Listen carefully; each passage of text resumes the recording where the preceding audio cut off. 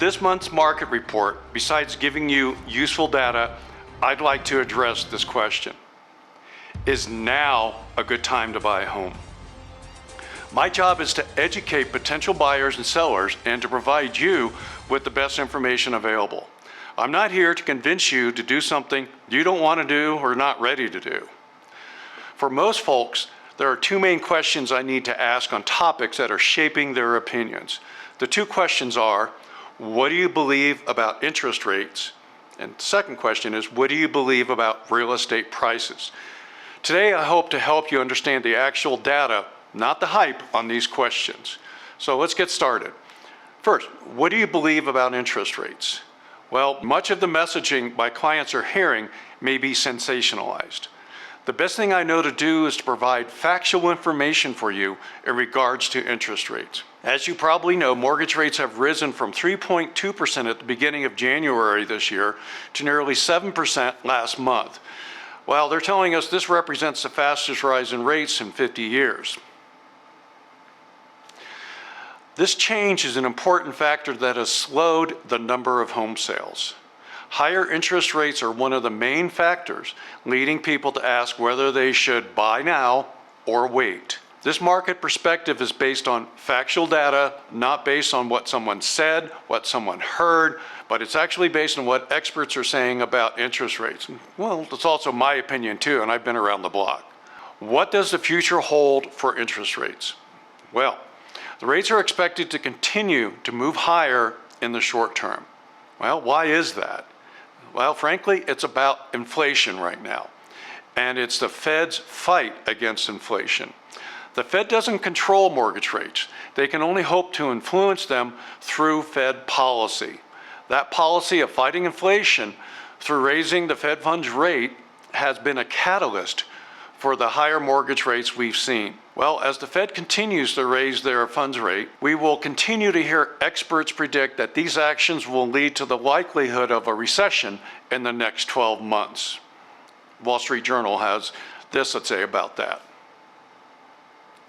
This leads to the question, how have recessions affected mortgage interest rates in the past? Mortgage rates have gone down every time over the last 6 recessions dating back to 1980. The question is timing, and well, nobody, I don't, has a crystal ball. So the question is, how do I help potential buyers, and even sellers, decide is now the right time for them to sell or buy? Well, as a real estate professional, my goal is to be able to provide a path to an understanding of where we are with rates and where the facts point to where we might be headed. The fact that rates are predicted to drift higher in the near term provides potential buyers the opportunity to lock in their housing expense now. And I'll show you later, there's people still buying. The process of buying now hedges against the rates rising, hence monthly mortgage payments going higher.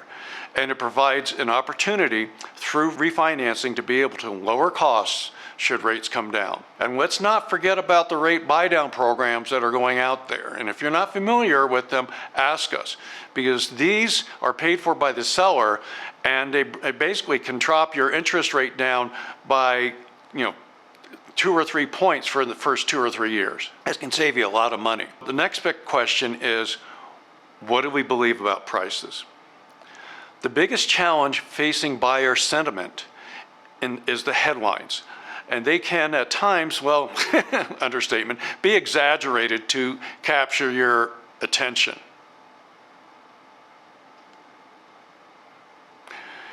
This can lead to a distorted view of what is, well, accurately happening in the market.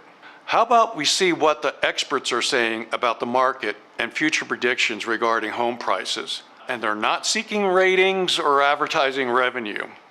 Crazy idea, I know. The average home price forecast for 2023 from the Mortgage Bankers Association, the Home Price Expectancy Survey, National Association of Realtors, Fannie Mae, and also Zelman Associates, and they're geared towards investors and business leaders. The highest forecast for 2023 price appreciation of the 5 being from Mortgage Bankers Association.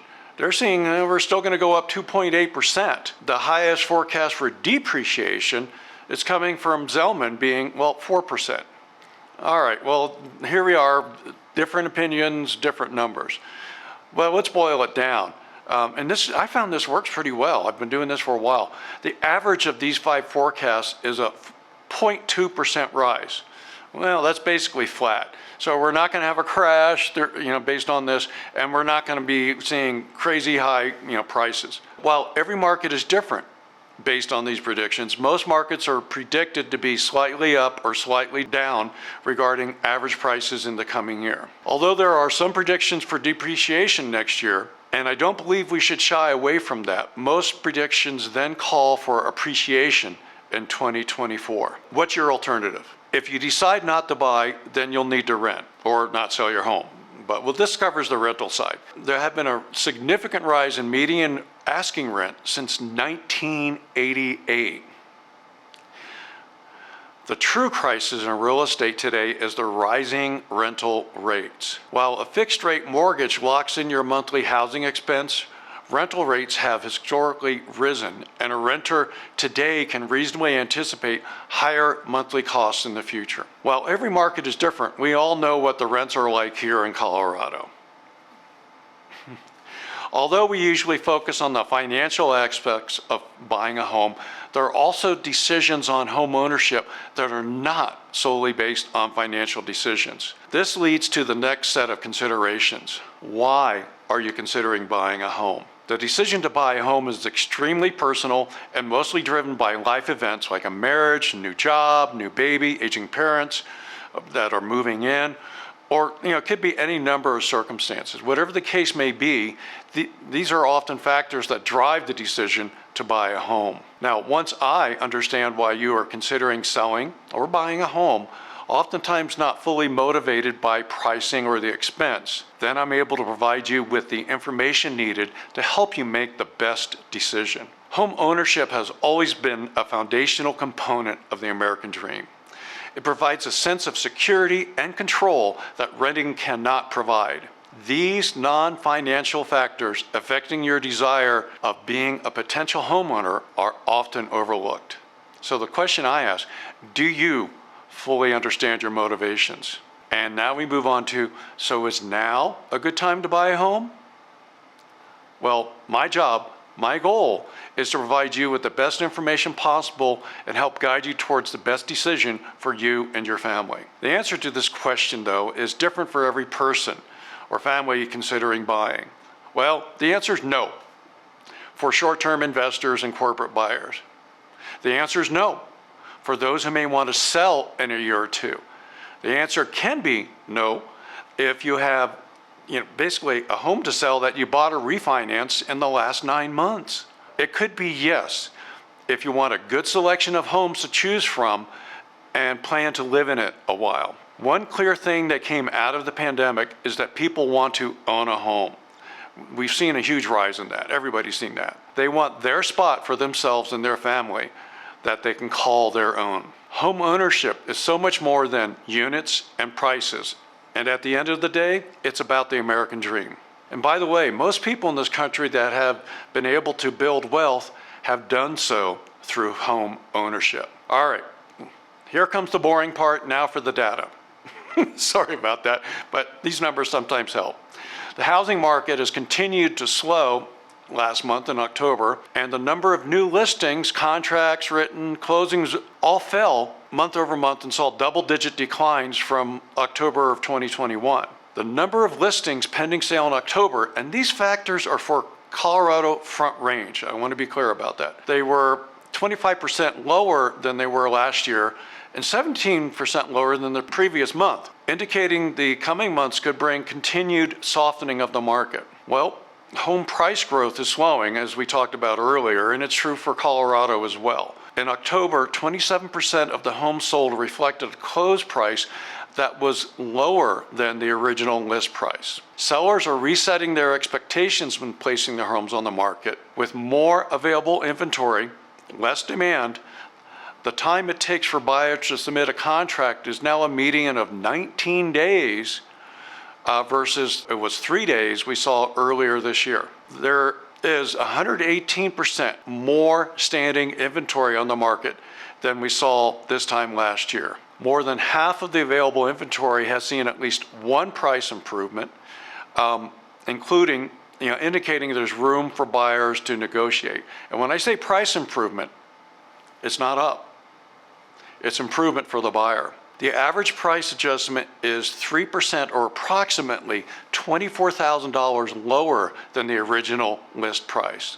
Closed listings, median days in MLS for single-family homes went from 4 in April to 19 in October, as I mentioned before. Home prices, however, remained resilient in October, even though we're dealing with rising interest rates and the effect that inflation is having on the budgets of buyers. Although up 9% year over year, home prices have fallen 6% since their peak in April. So they're still right now looking at least 3% higher than they were a year ago. That gives buyers an advantage of opportunities to negotiate. Sellers, they're not liking this. So here's some of the stats. The total active residential listings in Denver Metro, and this is for, I think it's 11 counties, and I'm not going to mention them again this time because I got tongue-tied last month. There's 8,419 active listings, and they're on the market for at least 19 days. And in the last 7 days, we have had over 1,068 new listings that are new and coming soon. There's 270 back on the market. And if you don't know what that means somebody put an offer and got accepted, and then they changed their mind. Any number of reasons. But here's a crazy number. 1,611 in the last 7 days have seen a price decrease. And here's another number that's significant that tells me people are still buying. We have almost 1,100 homes that are pending, otherwise known as under contract. An offer's been accepted, almost 1,100 homes. And this is just the Denver metro area. Over 250 were withdrawn, and it can be any number of reasons. We won't get into that. We've had nearly 1,100 that have closed. That means they went under contract in the last 30 to 45 days. And here's another thing I like to look at that gives me perspective. 576 home listings expired. No takers. This could be a term, and if you're not familiar with it, I'll try to spell it out. The closed price to list price ratio. That is what the home sold for in comparison to what the asking or list price was. Well, back in April, homes were selling for more than the asking price at 106.5% up. While last month, it was 96.7%, meaning the closing price of a home was down 3.3% less than the original asking price. Look, if you want straight talk about helping you decide what to do, give me a call. I don't suffer from commission breath, and am here to help you make the best decision for you. Take care.